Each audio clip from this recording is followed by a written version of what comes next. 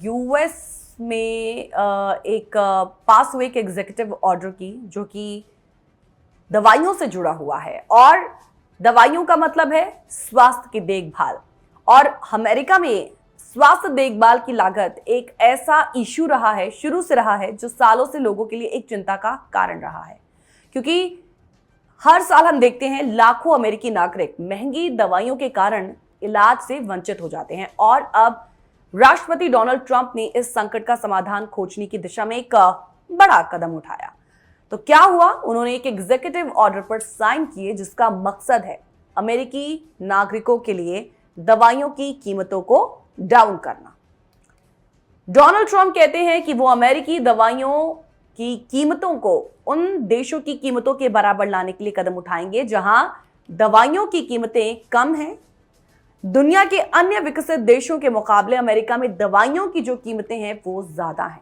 तो ट्रंप अब अपने आदेश में ये तथ्य पेश करते हैं कि अन्य देशों में मरीज वही दवाइयां बहुत कम कीमत पर प्राप्त करते हैं, जबकि अमेरिका में वही दवाइयां 3 गुनी से अधिक महंगी हैं। और यही कारण है कि ट्रंप प्रशासन ने दवा कंपनियों से ये उम्मीद जताई कि वो अमेरिकी बाजार में दवाइयों की कीमतों को कम करें।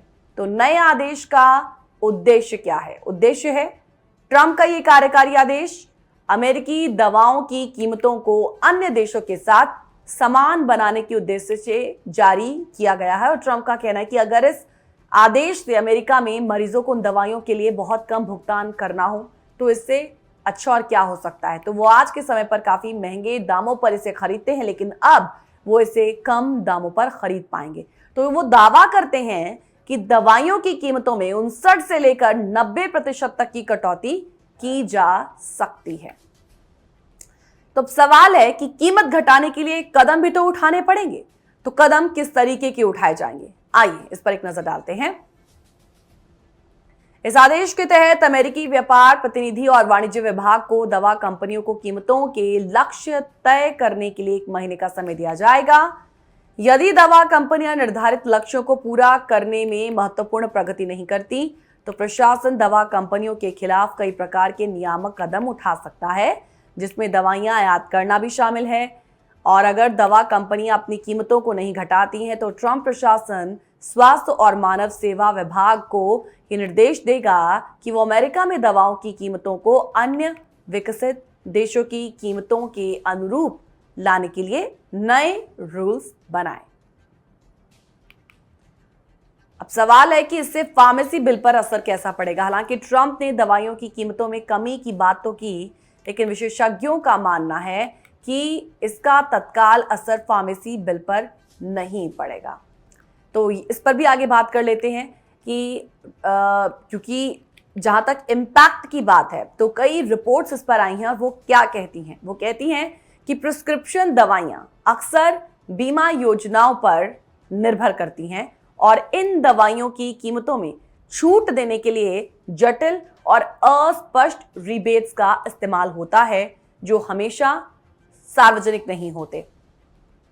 इसका मतलब यह है कि आपको दवाइयों पर जो बिल आता है वो हमेशा आपके स्वास्थ्य बीमा के आधार पर अलग हो सकता है।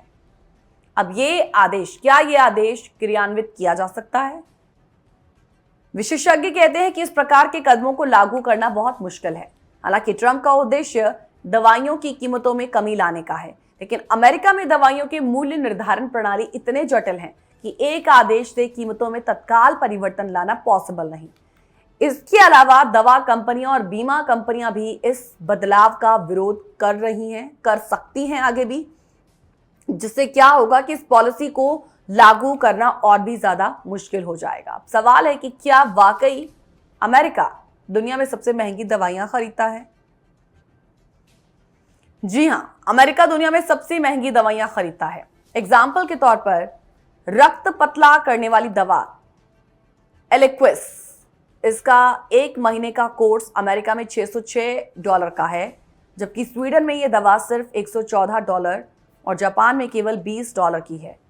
तो ये स्पष्ट रूप से दर्शाता है कि अमेरिकी नागरिकों को दवाइयों के लिए अधिक कीमत चुकानी पड़ती है। फिर अगला सवाल आ जाता है कि क्या इससे पहले भी दवाइयों की कीमतों को घटाने की कोशिश की गई थी? जी हाँ, अमेरिका में पहले भी दवाइयों की कीमतें घटाने के लिए कई प्रयास किए गए हैं। पूर्व राष्ट्रपति जो बाइडेन ने भी इन्फ्लेशन रिडक्शन एक्ट, इसके तहत कुछ दवाइयों की कीमतों पर बातचीत करने का अधिकार सरकार को दिया था, लेकिन फिर भी कुछ मेडिसिन उन देशों की तुलना में बहुत महंगी हैं जहां दवाइयां सस्ती हैं। तो इस प्रकार के स्ट्रगल से पता चलता है कि अमेरिकी दवाइयों की कीमतों को कम करने में कई बड़ी चुनौतियां हैं। तो अब ओवरऑल हम इस पूरी की पूरी न्यूज स्टोरी को इस तरीके से इसका क्रक्स निकालते हैं कि ट्रंप का ये जो कार्यकारी आदेश है, ये जो एग्जीक्यूटिव ऑर्डर है, अगर ये लागू होता है तो अमेरिकी नागरिकों के लिए दवाइयों की कीमतों में कमी हो सकती है। हालांकि इस बदलाव को लागू करने में कई बड़ी चुनौतियां हैं और इसका तत्काल असर फार्मेसी बिल पर नहीं पड़ेगा। फिर भी ये कदम एक महत्वपूर्ण दिशा में उठाया गया है जो भविष्य में दवाइयों की कीमतों को लेकर और भी ज्यादा सुधार ला सकता है। लेकिन इसका जो एक अलग इफेक्ट है वो बाकी देशों में किस तरीके का पड़ेगा। यदि अमेरिका में ये दवाइयां सस्ती होंगी तो क्या ये दवाइयां दूसरी कंट्रीज में महंगी होंगी, इसका एक एडवर्स इफेक्ट देखने को जरूर मिलेगा। फिलहाल तो देखना है कि इस कार्यकारी आदेश को धरातल पर किस तरीके से इंप्लीमेंट किया जाता है।